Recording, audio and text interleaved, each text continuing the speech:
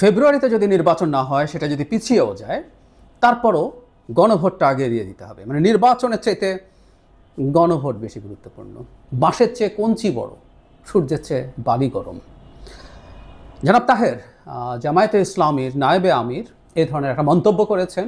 মানে বাংলাদেশের জন্য তার ভাষ্যমতে একটা জাতীয় নির্বাচনের মাধ্যমে একটা গণতান্ত্রিক সরকারের চাইতে সংস্কার করার জন্য গণভোটটা অনেক বেশি গুরুত্বপূর্ণ।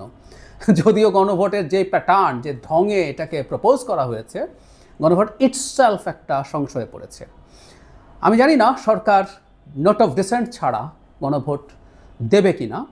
যদি দেয় তাহলে এই গণভোটের কপালে খারাপই আছে। যাই হোক, জামাত দীর্ঘদিন থেকে নভেম্বরে গণভোটের দাবি করছে এবং এখন আরেক উদ্ভট দাবি, মানে জামাতের সর্বোচ্চ নেতারা একের পর এক উদ্ভট দাবি করছিলেন। জনাব তাহেরি কয়েকদিন আগে, আমাদের নিশ্চয়ই মনে আছে, তিনি বলেছিলেন প্রধান উপদেষ্টাকে ঘোষণা দিতে হবে নির্বাচন যদি ঠিকঠাক মতো না হয় তিনি সেই নির্বাচন বাতিল করে নতুন নির্বাচন দেবেন। বলেছিলাম প্রধান উপদেষ্টার একটা সেন্টারের নির্বাচন বাতিল করার ক্ষমতা নাই, চেক করে দেখতে পারেন। এই ক্ষমতা নতুন করে যদি দিতে চান আইন টাইন বানিয়ে, সেটাও সংবিধানের সাথে সাংঘর্ষিক হবে। এই বেসিক আন্ডারস্ট্যান্ডিং ছাড়াই এই ধরনের রেটরিক বলে যাচ্ছেন। যাই হোক, একটা প্রতিনিধি দল এসেছিল, তাদের সাথে বসার পর যে ব্রিফিং করেছেন জনাব তাহের, সেখানে তিনি বলছেন কোনো কারণে যদি জাতীয় নির্বাচন সঠিক সময়ে নাও হতে পারে, আমরা আশা করি সঠিক সময় ইনশাল্লাহ হবে। তখনও তো জুলাই সনদ তো আমাদের পাশ করতে হবে, মানে নির্বাচনটা সঠিক সময় হবে এটা বলছেন, কিন্তু যদি নাও হতে পারে। জুলাই সনদ তো একটা সংস্কারও, সুতরাং দুটোকে একসঙ্গে জুড়ে দেয়া এটা আমরা কোনোভাবে সঠিক মনে করি না, এবং এটা জুলাই সনদকে অনিশ্চয়তার দিকে নিয়ে যেতে পারে।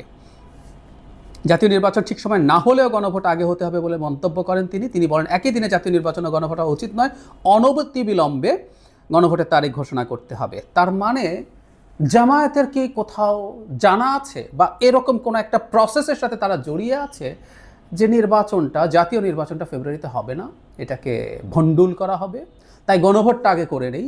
একই দিনে গণভোট এবং জাতীয় নির্বাচন যদি হয়, তাহলে যদি জাতীয় নির্বাচন ভণ্ডুল করতে যায়, সেক্ষেত্রে তাদের কাঙ্ক্ষিত গণভোট হলো না। মানে আমাদের এই প্রশ্ন করতে হবে, বরং এটা করার মাধ্যমে আমাদের জনগণকে কি করতে হবে সেই একটা বার্তাও তিনি দিচ্ছেন।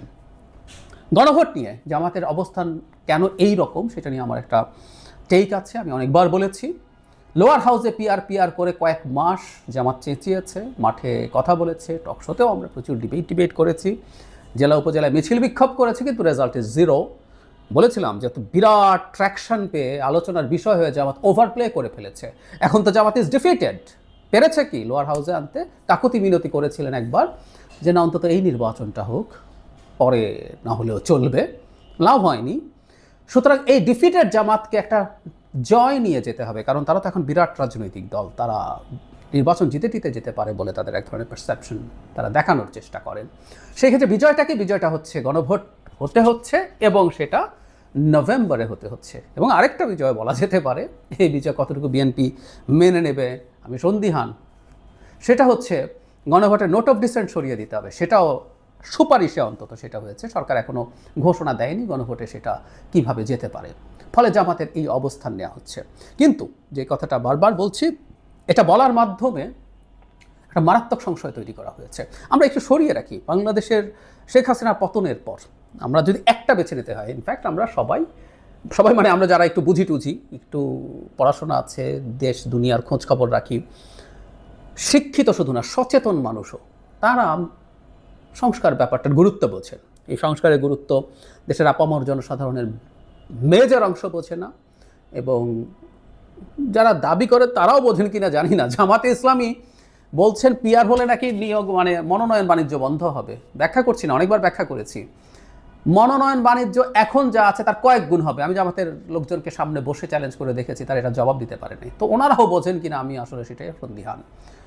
একটা আওয়াজ দিতে হয়, তাই আওয়াজ দিচ্ছেন। যাই হোক, সংস্কার এবং নির্বাচন দুটোই একটা শ্রেণী চেয়েছে, বিশেষ করে যাদের সোশ্যাল ক্যাপিটাল আছে, সিভিল সোসাইটি চেয়েছে, এডুকেটেড কনশাস সিটিজেনরা চেয়েছে, এটা ফ্যাক্ট।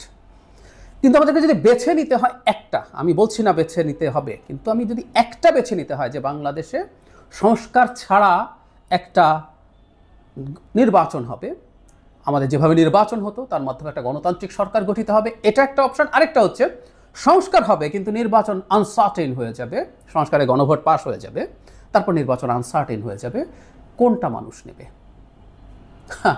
মানে কেউ যদি মনে করে আগে সংস্কারের এটা করতে হবে, এটার মধ্যে মতলববাজি আছে।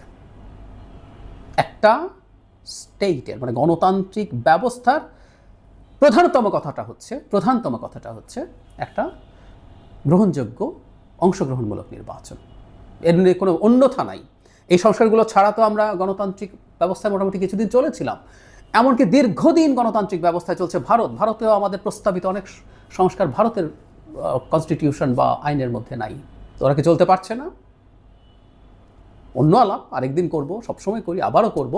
সংস্কার করে ফেললেই বিরাট গণতান্ত্রিক দেশ হয়ে যায়, এটা যারা মনে করেন, এটা রোল প্লে করে ফর শিওর, এটা করতেও হবে, ঠিক আছে, কিন্তু এটা করে ফেললেই সব কাজ শেষ, গণতন্ত্র নিশ্ছিদ্র হয়ে গেল, এটা যারা মনে করেন তাদের খুব কম ধারণা আছে কীভাবে ডেমোক্রেটিক সিস্টেম বা প্রসেস কাজ করে। যাই হোক, তো প্রধান কাজ হচ্ছে আসলে একটা নির্বাচন হওয়া, একটা বেছে নিতে হলে, কিন্তু সেটা করছেন না। সংস্কার হলো, নির্বাচন পিছিয়ে দিলাম, এরপর এই সরকারে খেয়ে আসলো, ডক্টর ইউনূস থাকলেন না, আরেকটা সরকার হলো, আরেকটা অন্তর্বর্তী সরকার দাঁড়ালো, সেটার কোনো পরিসীমা নেই, আরেকটা ১/১১ ঘটলো, বা সরাসরি মিলিটারি ইন্টারভেনশন হলো, একটা গৃহযুদ্ধ শুরু হয়ে গেল, আমরা তখন সংস্কার ধুয়ে পানি খাবো। এইরকম স্টুপিড আইডিয়া আমাদের সামনে আনা হচ্ছে জামায়াতের পক্ষ থেকে। যেহেতু তারা নভেম্বরে গণভোট করতে, এবং ওই যে বলছি লোয়ার হাউসে পিয়ারের মতো ওভারপ্লে করছেন, ওভারপ্লে করতে করতে যেটা হয়, ফিরে আসা যায় না। আমি একটা মেটাফোর দিচ্ছিলাম, ছোটোবেলায় যখন কাঁদতে শুরু করতাম, কান্না থামানো ইজ রিস্কি, প্রবলেম্যাটিক, দুঃখ শেষ হয়ে গেছে কিন্তু এখন লজ্জা লাগছে কান্না থামাতে। জামাতও এই ইস্যুটা নিয়ে ওভারপ্লে করছে আমি মনে করি। এখন এটাকে ধরে যদি তারা খুব শক্ত অবস্থান নেন, নির্বাচনকে সংশয়ে ফেলার চেষ্টা, এবং তার বক্তব্যের মধ্যে ইঙ্গিত আছে, এবং আমি মনে করি নভেম্বরে গণভোট করার কোনো রকম কোনো অপশান রাখা উচিত হবে না, কারণ জামাতের নায়েব আমিরের বক্তব্যে আমরা সিরিয়াস ষড়যন্ত্রের গন্ধ পাচ্ছি, নির্বাচন না হলে জামাতের তো বিরাট ক্ষমতা নিয়ে আছে, এই সরকারে বিএনপিরও প্রভাব আছে, এনসিপির আছে, জামাতেরও আছে। ইকুয়ালও যদি ধরি, যদিও জামাতের প্রভাব তার চেয়ে বেশি বলেই অনেকে বলেন, ইকুয়াল ধরলেও 33% প্রভাব, সরকার আসার পর 1%ও থাকবে না, কারণ সরকার বিএনপির হবে, জামাত কিছু বেশি সিট পেতেই পারে, সরকার তার গঠন করছে না। সো যতদিন এই ধরনের সরকার চলতে থাকবে, যতদিন এই ধরনের সরকারকে টেনে নিয়ে যাওয়া যেতে পারে, তার বিরাট লাভ হচ্ছে। সুতরাং জামাত এই ধরনের একটা ষড়যন্ত্রের পার্ট হওয়ার সমূহ সম্ভাবনা আছে, কারণ একটার পর একটা তাদের ইস্যু আনা, যেগুলো দিয়ে আসলে সব কিছু ডিসরাপ্ট করার চেষ্টা তারা করছেন। আমাদের সতর্ক থাকা দরকার। আমি মনে করি বাংলাদেশে বহুদিন একটা কথা বলেছি, গণতান্ত্রিক উত্তরণের জন্য, শেখ হাসিনার বিরুদ্ধে লড়াইয়ের জন্য জামাত একটা সময়ের পর গর্তে চলে গিয়েছিল, একটা সময় তারা ফাইট করেছে, তারপরে প্রায় 10 বছর 14-15 পর থেকে তারা অলমোস্ট কিছু করে নেই। আমরা স্মরণ করিয়ে দিতে চাই 28 অক্টোবর, সেই 28 অক্টোবর 2023 সালে বিএনপি যখন মার খাচ্ছে, জামাত তখন অসাধারণ হাসিনা স্পন্সর জনসভা করে বাড়ি ফিরে গিয়েছিল।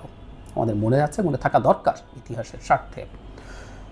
সে জামাত এখন তার এই ধরনের অ্যাটিটিউড দেখাচ্ছে, কিন্তু ওই যে বললাম, সে যেহেতু ক্ষমতার মধ্যে আছে, ক্ষমতার মধ্যে থাকার পরিস্থিতিতে আছে, কিন্তু যে বিএনপি ওই লড়াইটা করে গেছে, বাংলাদেশের গণতন্ত্রের ভ্যানগার্ড হয়েছে বিএনপি। 5 আগস্ট পরবর্তী সময়ে তার কর্মীরা, নেতারা অনেকে নানান রকম অনিয়মের সাথে জড়িয়েছেন, কোনো সন্দেহ নাই, কিন্তু এটা বাংলাদেশের মূল সংকট না। বাংলাদেশের মূল সংকট বাংলাদেশ একটা গণতান্ত্রিক নির্বাচনের মাধ্যমে গণতান্ত্রিক সরকার প্রতিষ্ঠিত হবে কিনা, সেটা মেজর প্রবলেম। এটা আমাদেরকে সিরিয়াসলি মনে রাখতে হবে। এবং এখনও বিএনপির বাংলাদেশের ডেমোক্রেটিক ট্রানজিশন পর্যন্ত গুরুত্বপূর্ণ রোল আছে, একই সাথে জনগণেরও এই ব্যাপারে অ্যালাইন থাকতে হবে। ওরা ক্ষমতায় আসার আগেই আমরা সমালোচনা করছি, বিএনপি যদি ক্ষমতায় যায় তখন আরও বেশি করব, কারণ বহুদিন বলেছি যে বহু ক্ষেত্রে সে অ্যাডমিনিস্ট্রেটিভ স্টেপস নিতে পারে না, বহিষ্কার করতে পারে, কিন্তু যেদিন তার অ্যাডমিনিস্ট্রেটিভ স্টেপস নেওয়ার মতো সুযোগ হবে, ক্ষমতা হবে, সেদিন সে কী করছে সেটার জন্য বিএনপিকে জবাবদিহিতার মধ্যে আনতে হবে। কিন্তু এই মুহূর্তে এই দেশের গণতান্ত্রিক রূপান্তরের জন্য, গণতান্ত্রিক পন্থায় ফেরত যাওয়ার জন্য বিএনপিকে গুরুত্বপূর্ণ রোল প্লে করতে হবে বলে আমি মনে করি, কারণ চারদিকে আমি ষড়যন্ত্রের গন্ধ পাচ্ছি।